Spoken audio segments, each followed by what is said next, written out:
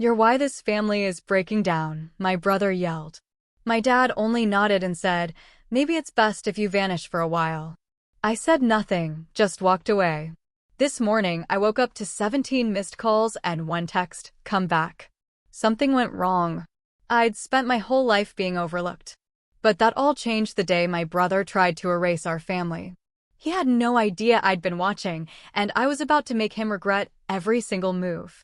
Growing up, in a family of 5, you learn to disappear.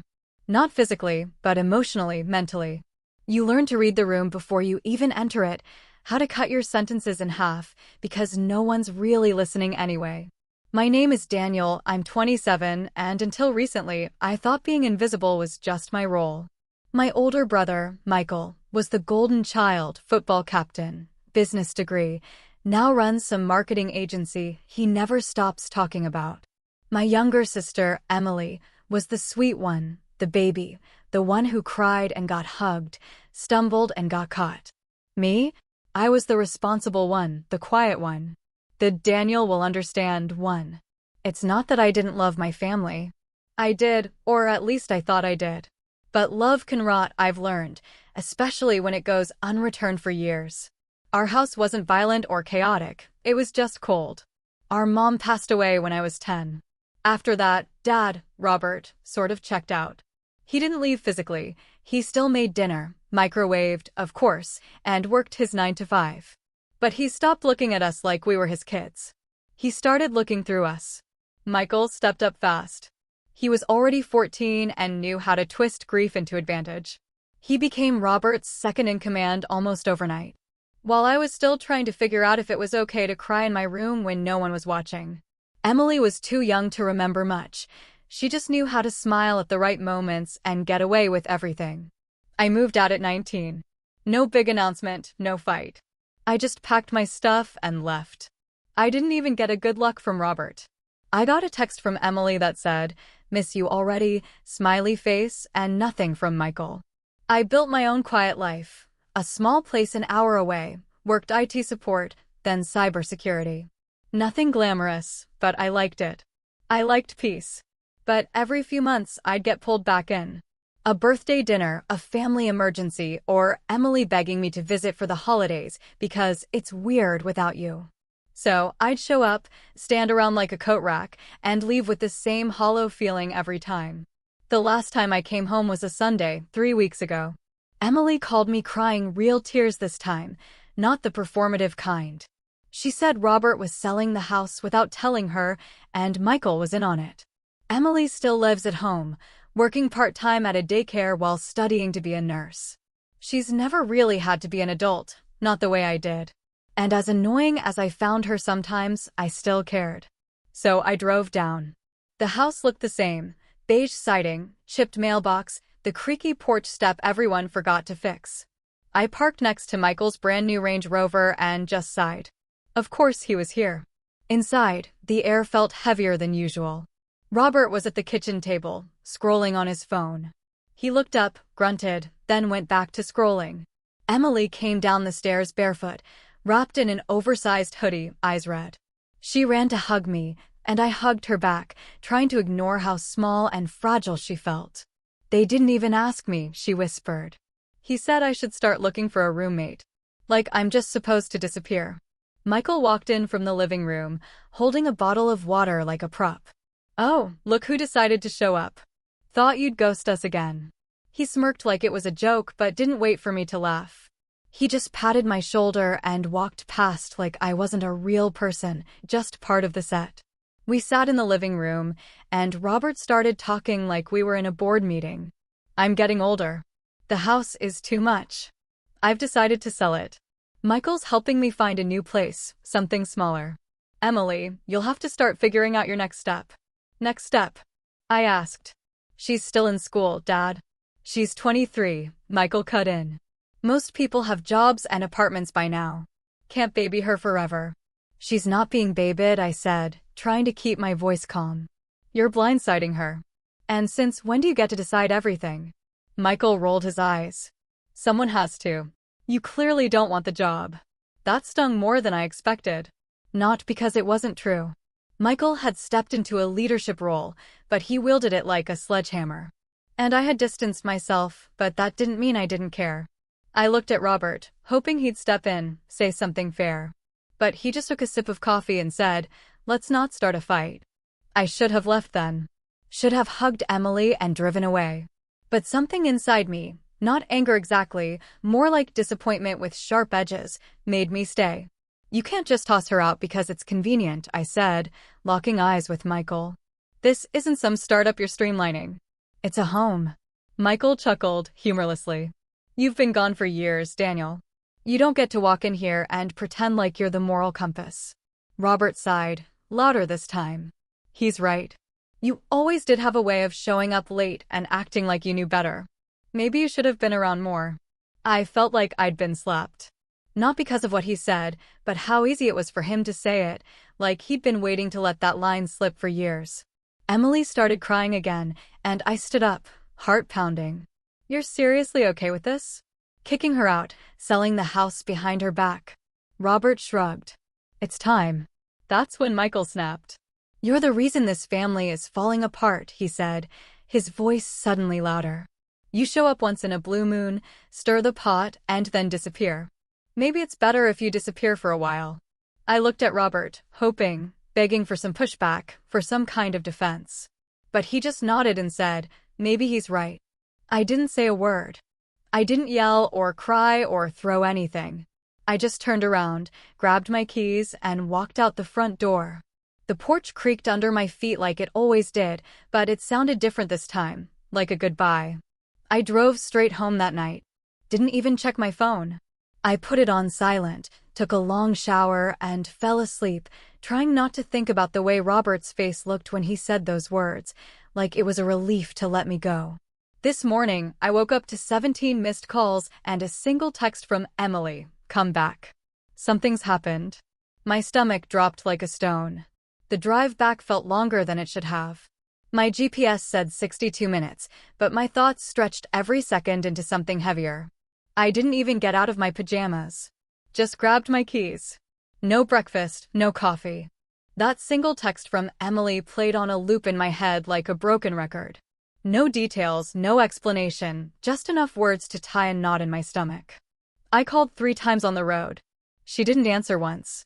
When I pulled into the driveway, Michael's Range Rover was gone, but Robert's car was still there.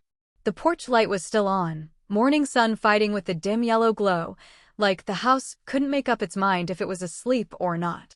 I knocked once, twice, then just opened the door.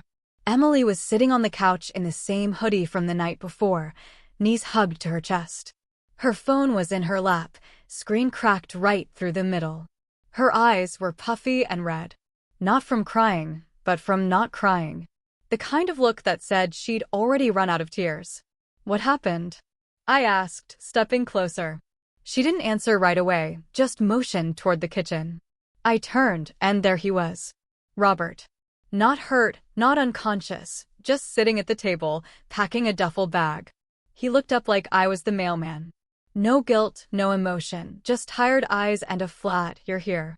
I stared at the bag, then at him. "Where are you going?" "I'm moving in with Michael," he said, like it was obvious, like it was already decided. "What?" Emily's voice broke behind me. "He came down this morning, told me to leave by the end of the week, that I'd had a free ride long enough." I turned back to Robert. "You said you were selling the house.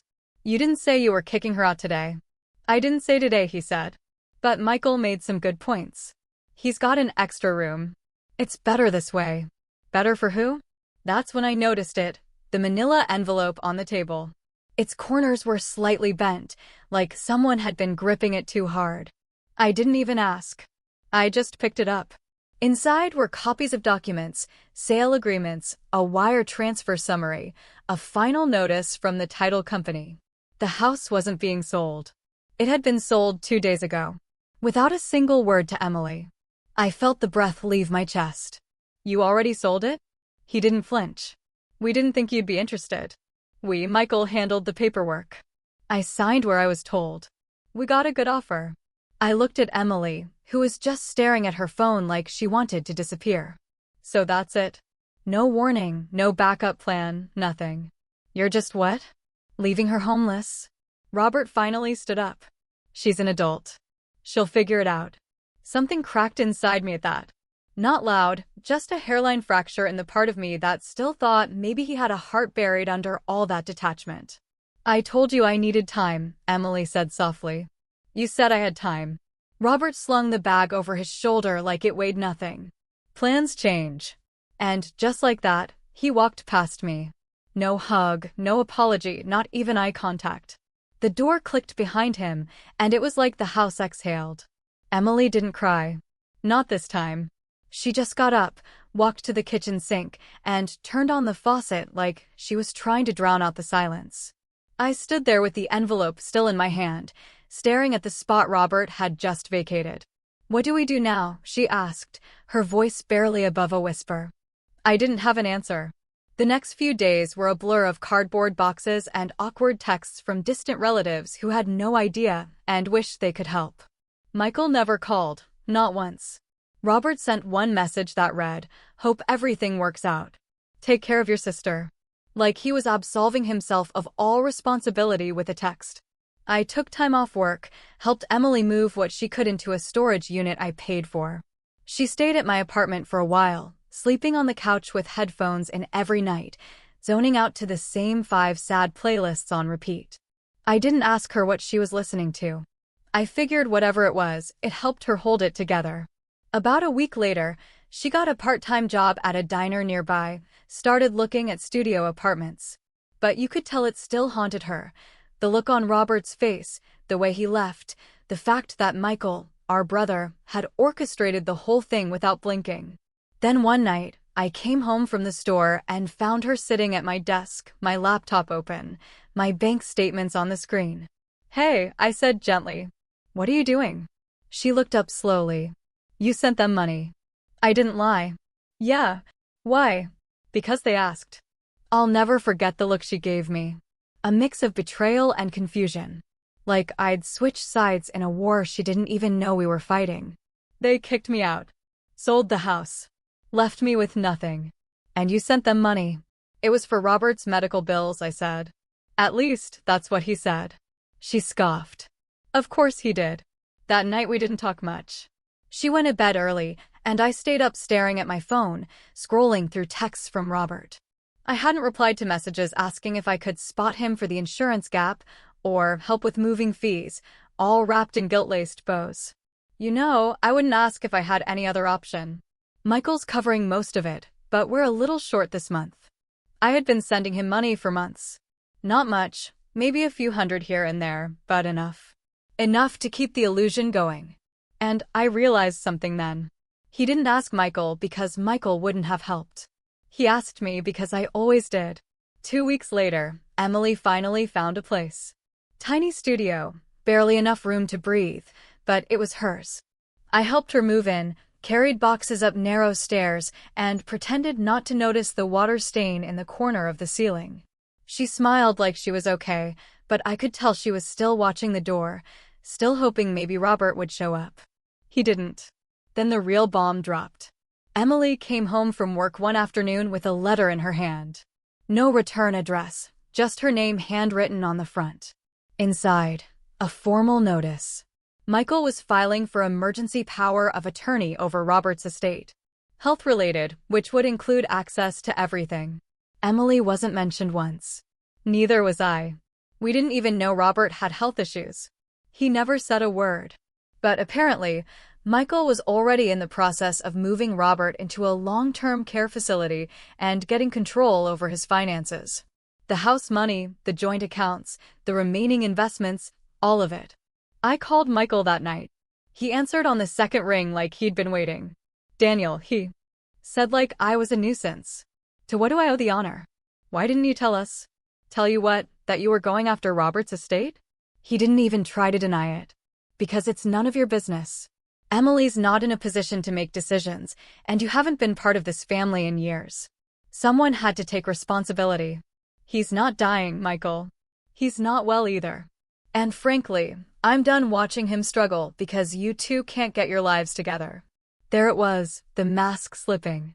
You're not doing this for him, I said, my voice low. You're doing this for you. Think what you want. I'm protecting what's left of our family. And then he hung up. Just like that. That was the moment something inside me snapped. The moment I realized this wasn't about money or control. It was about power. Michael had always been the favorite, the fixer, the one who made the rules and broke them in the same breath. And I had always been the one who let it happen. Who stood at the edge of the family picture, just out of frame, watching it all go down. But not anymore. Not this time. Because if Michael wanted a war, I'd give him one. And I wouldn't be fighting fair. I didn't go nuclear right away. That's not how I operate. Michael likes loud wins. He wants people to know he's in charge. Me, I've always been the quiet one, the observer, the shadow in the room that remembers everything. And it turns out being overlooked for most of your life gives you a kind of power, too. People forget you're even there. And when they do, they say things. They slip up. They underestimate you. Still, for a while after that call, I did nothing. Not out of fear, out of exhaustion. I felt drained in a way I couldn't explain. My Robert was gone, not dead, just unreachable. My brother had locked us out of everything. Emily was trying to rebuild with next to nothing. And I kept thinking about that one line Robert said before walking out, maybe it's better if you disappear for a while. That sentence haunted me. I didn't tell Emily about the call. I didn't tell her I knew about the power of attorney filing or that Michael was already meeting with estate lawyers. She was fragile enough. She'd just started settling into her new apartment, decorating it with thrift store finds and cheap fairy lights like a teenager trying to make her dorm room feel like home. She was working 6 days a week and still struggling to afford groceries. The last thing she needed was to hear that Michael was tying a legal noose around our family's neck and grinning while he did it. I hit my own version of rock bottom the night I checked my savings account and realized I had barely enough to pay my rent. Between helping Emily move, covering her deposit, paying for Robert's medical bills, and fronting the storage unit costs, I'd burned through my emergency fund. And it hit me all at once. I was 27, broke, and barely holding the pieces together. My job wasn't stable either. We'd had layoffs recently, and my name had been on a spreadsheet labeled Phase 2. That night, I sat on the floor of my apartment, the lights off, computer open to a spreadsheet of monthly bills. I remember just staring at it, zoning out completely, not thinking, not planning, just staring like maybe the numbers would change if I looked long enough. They didn't. I slept on the floor that night. I didn't even brush my teeth, just curled up in a hoodie. And when the morning sun hit my face through the blinds, it felt like a reminder that the world didn't care how tired I was. That's when something shifted in me. There was no dramatic speech, no movie montage, just a quiet, painful realization that no one was coming to fix this. Michael wouldn't apologize. Robert wouldn't wake up one day and say, I was wrong. The house wasn't coming back. The childhood I clung to like a bad habit? It was over. All of it burned to the ground. But maybe I could build something new. I started small. I opened a Google Doc and titled it The Plan. I listed out every skill I had, every connection I hadn't called in, every loose thread Michael might have left behind. Then I opened another tab and began researching estate law, power of attorney rights, financial oversight loopholes, anything that could give me a foothold. I also started freelancing again. I'd done some cybersecurity contract work a few years back, mostly low-level stuff, password audits, data risk evaluations for small businesses. Boring work, but it paid. I reached out to a couple old clients and got 2 hits almost immediately. It wasn't glamorous, but within a month, I'd pulled in enough to start breathing again. Emily noticed the change, even if I didn't say much. You're working late again, she said one night while we were eating takeout on my floor. I'd sold my dining table for extra cash. Yeah, I said, sipping cold coffee, trying to get ahead. She didn't ask for details, just nodded and quietly slid her half-finished noodles into my fridge like she always did. And for the first time in a long time, I saw her relax just a little. As I rebuilt, I started watching Michael more closely. I followed his company's Instagram. I set Google alerts for his name and his agency. I scraped the business registry and found something interesting. He launched a new investment subsidiary last year. Fancy name, but the filings were messy. Inconsistent addresses. One of the forms was signed by someone who didn't exist. A quick LinkedIn search confirmed it. Fake employee. Classic paper trail cleanup. I took screenshots. I backed up everything. And then I started digging into Robert's new care facility. It wasn't what you'd think. No white halls and friendly nurses. It was an upscale community in a rich suburb with a concierge and in-house medical check-ins. The kind of place that billed itself as independent senior living with full concierge health management. Translation: a retirement resort where they check your blood pressure while you sip martinis. Emily and I went together. We said we were dropping off medication. The front desk didn't even ask for ID. Just buzzed us in and pointed down the hall. Robert looked surprised when we walked in. Not guilty, just surprised, like he hadn't planned for this part of the story. Daniel, Emily, what are you doing here? Emily's voice cracked immediately. Why didn't you tell me you moved here? He looked tired, frail even, but his words were firm. Michael said you were upset. I didn't want to make it worse. Upset, she echoed. You kicked me out of my home. He winced, but didn't apologize. Just sat down slowly and asked if we wanted tea. We didn't. I looked around the place. Expensive furnishings, wall-mounted flat screen, smart thermostat, the works. You're paying for all this? I asked. He hesitated. Michael's covering the upfronts. He said we'd figure it out once the accounts were settled. And by settled, I said, you mean after he gets full control of everything you own? Robert didn't answer. Emily left the room then, too angry, too hurt. And that's when I leaned in and asked, why? Him. His voice was barely above a whisper. Because he said he had a plan. So did I. He looked up, and for the first time in years, he actually looked at me. You always waited for someone to ask. I just nodded. It was true. I never wanted the crown, but I'd be damned if I let Michael wear it after everything he'd done. By the third month, things started falling into place. I had a stable freelance gig with a fintech company and 2 regular consulting clients. My income was higher than it had ever been, and I was finally out of the red. I got my own health insurance, paid off my credit card, and moved into a slightly bigger apartment with a pull-out bed so Emily didn't have to crash on a couch anymore. She started smiling again, laughing, even got promoted to assistant lead at her daycare job and started tutoring part-time on the weekends. Her apartment looked more like a home. Cheap rugs, a crooked bookshelf, potted plants that somehow weren't dead. And one night as we were walking out of a ramen shop, she stopped mid-step and looked at me. You're not the same. I blinked. What do you mean? You walk like you're taller now. I smiled, but I didn't answer because she was right. And I wasn't done yet. I had leverage now. I had proof Michael had used a fake employee signature in a business registration. I had screenshots of him shifting funds between personal and business accounts. I had a copy of a lease agreement for a luxury condo that he claimed was a company office, but was actually his secret crash pad when he didn't want to drive home. And I had something even better, a recording. One night, a month earlier, I had called Michael again, pretended I wanted to help. Told him I was reconsidering our roles in Robert's care, and maybe we should work together after all. I knew he'd gloat, and he did. On a recorded line, he said the words, "He's better off out of the picture." Honestly, Emily's a mess and Daniel's a ghost. I'm the only one who's ever done anything real in this family. Robert finally sees that. Every syllable crystal clear. I didn't tell Emily right away, but I will, because now I'm ready. This time I won't be walking out the door. This time he will. I didn't tell Emily everything right away. Not because I didn't trust her, but because I knew what she'd say. Don't stoop to his level. Just move on. We're doing fine now. She wasn't wrong. We were doing better. She was slowly piecing her life back together. And for the first time in years, I felt like I was in control of mine. But doing better doesn't erase betrayal. It doesn't wipe away the memory of Robert nodding while Michael told me to disappear.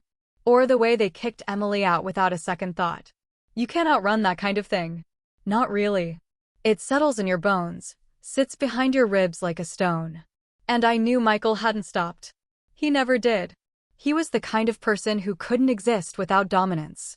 The kind who viewed life like a chessboard. Every person a piece to maneuver. The difference now was I wasn't a pawn anymore. I was watching the board and I was done playing his game. I was going to flip it. But first, I needed to know exactly what he had. The first step was simple: information. Michael had filed for medical power of attorney, but I wasn't convinced Robert had understood what that meant or what he'd signed. My Robert was sharp once, but after years of coasting and declining motivation, he'd become passive. Tired. The kind of tired that made it easy to manipulate. I knew Michael could have used that to his advantage. So, I started digging. I requested a copy of the POA filing through the county clerk's office under the guise of being part of the family. Took a few emails and a couple awkward phone calls, but I got it. What I found was damning. Robert's signature was there, but it was dated 2 days after the house had sold, which meant Michael had filed the paperwork after moving Robert into the new place. Which meant Robert hadn't signed it as part of some logical long-term care decision. He'd signed it under Michael's roof, under Michael's supervision, likely surrounded by Michael's lawyers. I double-checked the witnesses listed. One of them, Michael's business partner. Conflict of interest? You bet. I printed everything. 3 copies, one for me, one for a lawyer, and one for insurance. Next, I needed someone who understood the game better than I did. I wasn't a legal expert. I was a cybersecurity analyst. I knew how to build firewalls, trace suspicious logins, and sniff out phishing scams. But estate law, financial manipulation? That wasn't my world. So, I reached out to someone who did live in that world. Her name was Marissa Chang, and I hadn't spoken to her since college. We met in our sophomore ethics class. She was a pre-law student who had once helped me fight a dorm charge over a fake cheating accusation. She later went on to become a probate attorney in the city. We'd followed each other on LinkedIn for years, but hadn't interacted much. I sent her a message. Hey, long time. I have a weird situation with my family involving a power of attorney and possible misuse of funds. Could I buy you coffee and pick your brain? She responded in less than 10 minutes. I'm intrigued. Bring receipts. Friday at 2 o'clock, my office. I showed up early with a folder thick enough to make me nervous. Marissa looked exactly the same. Sharp eyes, clean blazer, and a no-nonsense attitude. We sat down in a quiet corner of a cafe near her office. I slid the folder across the table. She opened it and whistled. You don't mess around. I like having a paper trail, I said. She sifted through the documents in silence, flipping through bank statements, the POA forms, screenshots of texts, and printouts from the business registry. After about 15 minutes, she looked up. This smells bad. Real bad. You think there's something there? She tapped the POA form. This witness signature is shady. Technically legal, but ethically suspect. And if your Robert didn't fully understand what he was signing, there's room to challenge it. Especially if your brother's already making financial decisions that benefit him directly. He is, I said. I've got records of him using company funds for personal purchases, and there's a recording. A recording? Her eyebrows raised. Clear as day. I have it saved on 3 different encrypted drives. Marissa smiled. Daniel, I think we can work with this. She outlined the basics. If I could prove that Michael coerced Robert into signing or that he was using his position for personal gain, I could petition for the POA to be revoked. If Robert was still of sound mind, he could reassign it or dissolve it entirely. If not, we could potentially push for guardianship review. It would be complicated but possible. I asked what I needed. She said, witnesses, proof, and someone who still believes in you. I thought of Emily. I nodded. I've got all 3. Back at home, I finally told Emily everything. She didn't react the way I expected. She didn't cry. She didn't yell. She just stood up, walked to the kitchen, and came back with a small spiral notebook. She flipped it open to the middle and handed it to me. Inside were notes, dozens of them. Dates, conversations, details about Robert's behavior, Michael's visits, and odd withdrawals from shared accounts. She had even scribbled in how much Robert's place probably cost based on the brochure she'd found online. She'd been keeping track this whole time. "You think I didn't notice?" she said quietly. "I'm not as dumb as he thinks I am." "No," I said, smiling. "You're not." We decided to tell Robert together. It was a Saturday when we drove to see him again. Emily was dressed like she was going to a job interview, and I had my laptop and copies of everything Marissa had helped me prepare. Robert was surprised again, though this time I could see the walls going up as soon as he opened the door. "You two again," he said wearily. "We need to talk," I said. "About Michael." He sighed, stepping aside. "I told him not to make this messy." Emily spoke before I could. "He's already made it messy. He sold the house out from under me, took your accounts, put you in here, and locked everyone else out." Robert didn't respond. So, I opened the laptop and played the recording. Michael's voice, smug and clear. "He's better off out of the picture, honestly. Emily's a mess and Daniel's a ghost. I'm the only one who's ever done anything real in this family." Robert finally sees that. Robert's eyes narrowed. I watched his face closely. "I never said that," he muttered. "No," I said, "but he did. While speaking on your behalf." I slid the papers across the table. "This is everything he's done with your accounts since getting POA. And the witness on your document, his business partner. Not a medical professional, not a neutral third party." "Why would he?" Robert started. "Because he doesn't see you as a father," Emily interrupted. "You're a means to an end. He's playing you like a retirement plan." We didn't yell. We didn't beg. We laid out the facts, and then we left. We didn't wait for him to respond because it wasn't up to him anymore. That week, things moved fast. Robert called Marissa's office the next day, said he wanted to review the POA with someone not on Michael's payroll. A week later, she sat down with him privately and confirmed our suspicion. He hadn't known half of what he'd signed. She filed the motion to suspend Michael's power of attorney. We submitted the evidence, the recording, the financials, the signature conflicts. Then we waited. Michael didn't respond right away, but I knew he would, and I was ready for him because the best part, he had no idea how much I knew. No clue how far I'd gone. He thought I was still that ghost, still that quiet, forgettable middle child. He didn't see me coming, and I wasn't done yet. Not even close. 2 weeks after the motion to suspend Michael's power of attorney was filed, I got the email I'd been waiting for. Subject: Hearing scheduled. Estate review petition from Marissa Chang. Body: Daniel, we're on. Your father will be present. Emily should attend. Michael has been notified. I read it twice, then once more for good measure. This was it. The moment everything we'd endured, the betrayal, the silence, the dismissal, started to tilt in our favor. But this wasn't about winning in a dramatic courtroom showdown. I didn't want revenge that looked like a scene from a legal drama. I wanted something colder, smarter, permanent. I wanted Michael to fall under the weight of his own ego. And now the cracks were starting to show. He called me the day before the hearing, for the first time in months. "You really think you're going to win this?" His voice was tight, controlled, almost amused, but not quite. "You have no idea what you're doing." "I'm not doing this for me," I said calmly. "You made this bed, Michael. You tucked the corners in tight." "Daniel," he sighed. And for the first time, I could hear it, the hint of panic buried beneath the performance. "You've always been soft, always wanted people to like you, but this isn't you. You don't belong in this fight." I smiled even though he couldn't see it. "That's where you're wrong.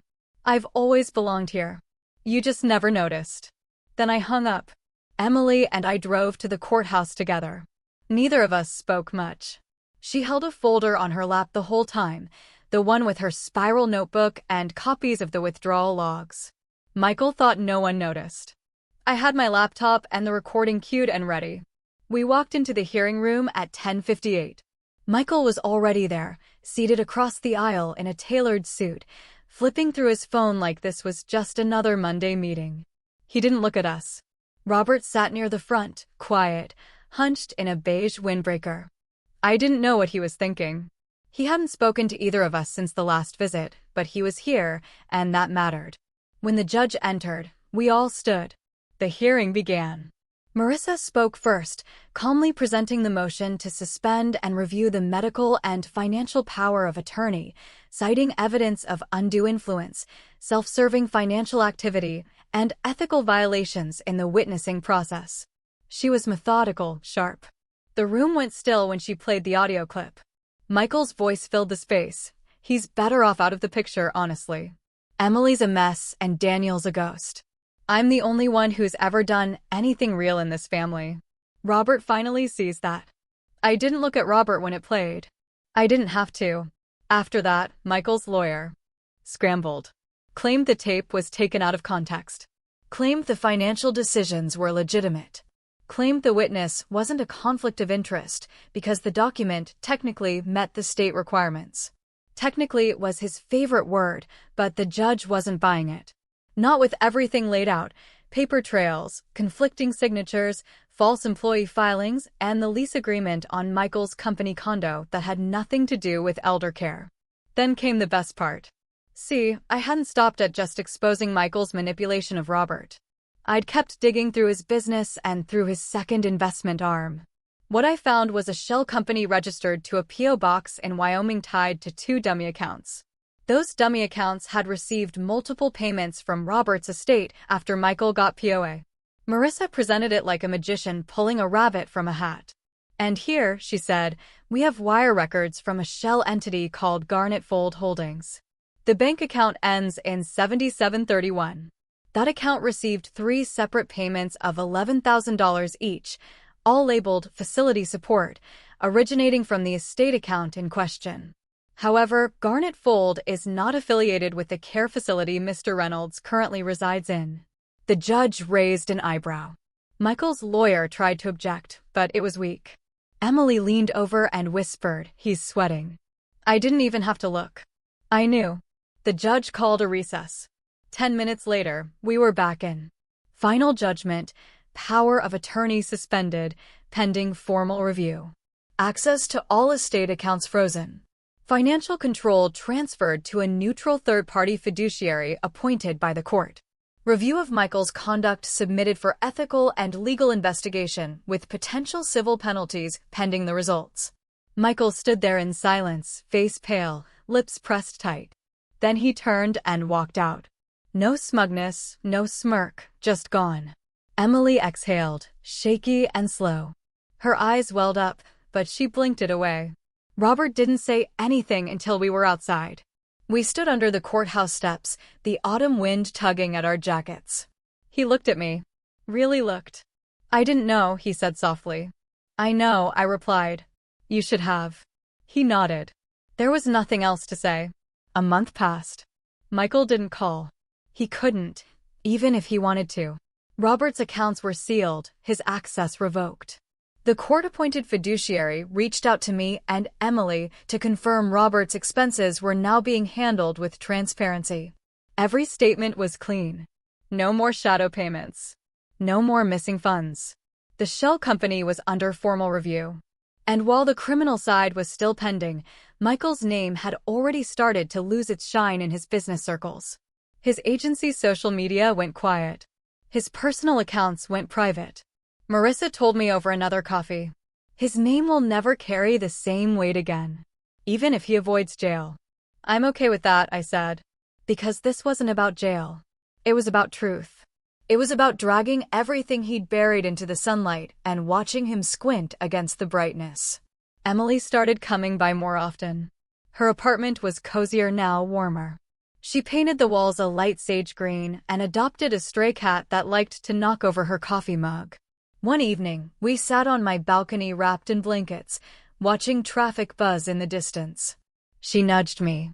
You really did it. We did it, I said. She smirked. You were the brains. I was just the girl with the notebook. Hey, I laughed. That notebook kept us grounded. Then she got quiet. What happens now? I knew what she meant. The family, the pieces. I don't know, I said honestly. Maybe nothing. Maybe we rebuild, or maybe we let it go. She nodded. And that was enough. 3 months after the hearing, I got a letter in the mail. It was from Michael. Just a single page. Daniel, I don't know what to say. Maybe I never did. You were always quiet. Always there. Even when none of us deserved you to be. I messed up. I won't make excuses. I thought I was doing what had to be done. But somewhere along the way, I stopped seeing people as people. You saw me clearly, and you still took the high road. I don't expect forgiveness, but I respect you now. That might not be worth much, but I mean it. Michael. I folded the letter and placed it in a drawer. Not because I forgave him, but because I didn't need anything from him anymore. I had built a life without his approval, without Robert's nod, without their spotlight. And in doing so, I'd found something better than validation. I'd found freedom. The kind that doesn't require permission or permission slips or a family's fake blessing, just peace. Emily and I spent Thanksgiving together that year. We made pasta instead of turkey, watched a dumb action movie, laughed until we cried. And as I cleaned the dishes and she hummed from the living room, I caught my reflection in the window. And for the first time in a long, long time, I saw someone worth noticing. What would you have done if you were in my shoes?